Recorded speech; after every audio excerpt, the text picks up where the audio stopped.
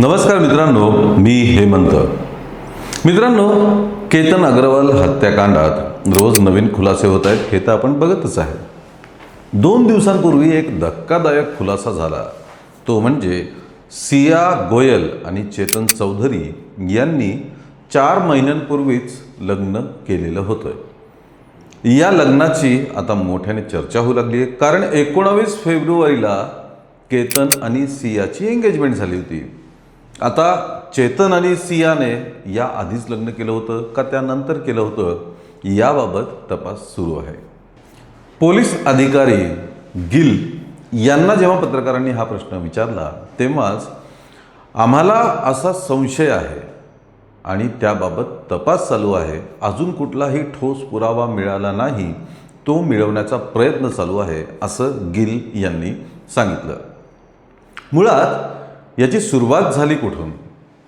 सिया आणि चेतनने लग्न केलंय या चर्चेची सुरुवात जेव्हा दोघांच्याही फोनमधनं फॉरेन्सिकने डेटा रिकव्हर केला तेव्हा याचा खुलासा झाला किंवा हा संशय पोलिसांना यायला लागला. यामध्ये असे काही चॅट्स आणि असे काही फोटोग्राफ्स होते की ज्यामध्ये या दोघांनी लग्न केलंय असं सिद्ध होतंय किंवा अशी माहिती समोर येते. त्यामुळे सिया आणि चेतनच्या लग्नाची चर्चा सुरू झाली. सुरुवातीला अशी चर्चा झाली की यांनी कुठल्या मंदिरात किंवा कुठेतरी लग्न केलंय. त्यानंतर अलीकडेच एक माहिती समोर आली की यांनी कुठल्या तरी लॉजमध्ये जाऊन त्या लॉजच्या खोलीत लग्न केलं होतं. चेतनने सियाच्या भांगेत कुंकू भरलं होतं आणि हे प्रतिकात्मक लग्न त्यांनी केलं. आता मुळात मित्रांनो, लग्नाला 2 प्रकारच्या मान्यता असतात.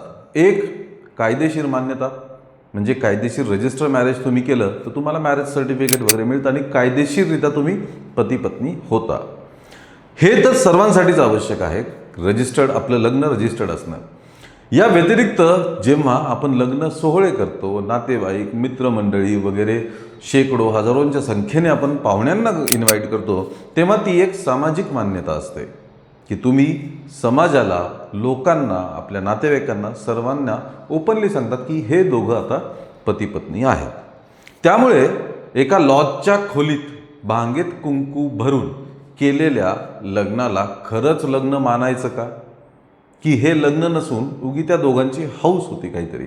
कारण या दोन्हीपैकी किमान एक तरी मान्यता असावी लागते, तेव्हा आपण समाजात पती पत्नी म्हणून वावरू शकतो किंवा पती पत्नी म्हणून राहू शकतो. आता अलीकडच्या काळात जेव्हा लिव्ह इन रिलेशनशिप आणि अशा गोष्टींचा मोठ्या प्रमाणात आपल्याला होताना दिसून येत आहेत, त्या ठिकाणी मग या मान्यतांना ही तरुण मंडळी अर्थ देत नाहीत. पण मग लिव्ह इन रिलेशनशिपमध्ये राहणाऱ्यांना लिव्ह इन पार्टनरच म्हणलं जातं, त्यांना पती किंवा पत्नी म्हणत नाहीत. पती किंवा पत्नी हे कायदेशीर आणि सामाजिक मान्यतेनंतरच म्हटले जातात. त्यामुळे ही जी चर्चा सुरू झालेली आहे की सिया गोयल आणि चेतन चौधरी यांनी लग्न केलं होतं, ते का पती पत्नी झालेत का, तर याचा आपल्याला विचार करावा लागेल की कोणत्या मान्यतेमध्ये ह्यांचं लग्न बसतंय.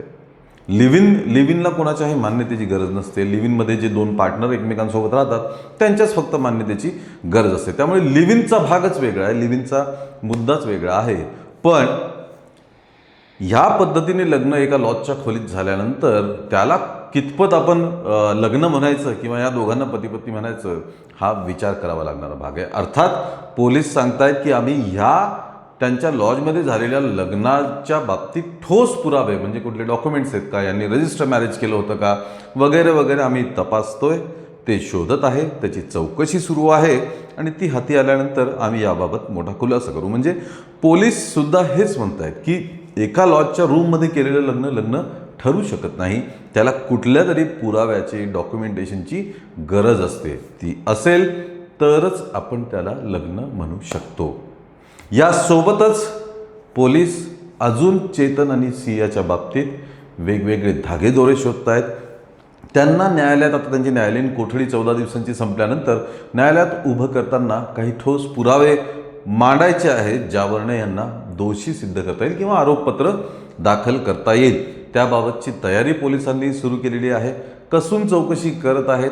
चेतन चौधरीचा शाळेतला मित्र जो बीडचा तरुण आहे त्याची सुद्धा चौकशी होत आहे आणि या दोघांच्या विरोधात काय काय ठोस सबळ किंवा परिस्थितीजन्य पुरावे उभे करता येतील याचा प्रयत्न पोलीस सध्या करत आहेत.